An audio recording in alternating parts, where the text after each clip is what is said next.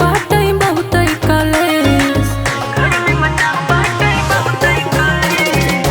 अपना कमाए चला गया परदेस, घर में मचा बाटे बहुत कलेस।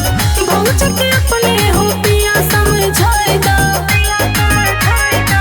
चाटे बासन दे हम अलगाई दा, चाटे बासन दे हम अलगाई दा, चाटे बासन दे हम अलगाई दा।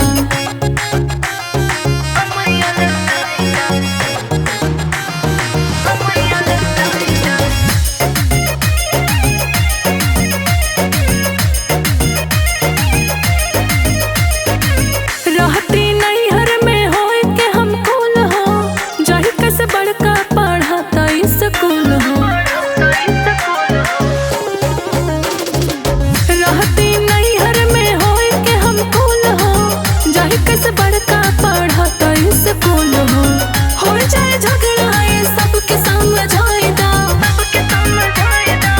चाटे बासन दे हम अलगाई दा, चाटे बासन दे हम अलगाई दा, चाटे बासन दे हम अलगाई दा।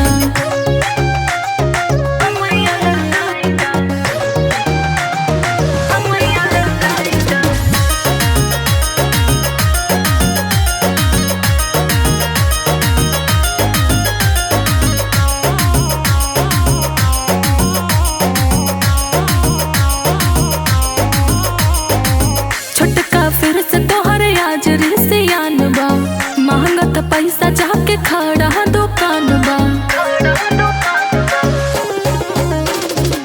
छोटका फिर से तोहर आज रिसियान बा, महंगत पैसा जाके खड़ा दुकान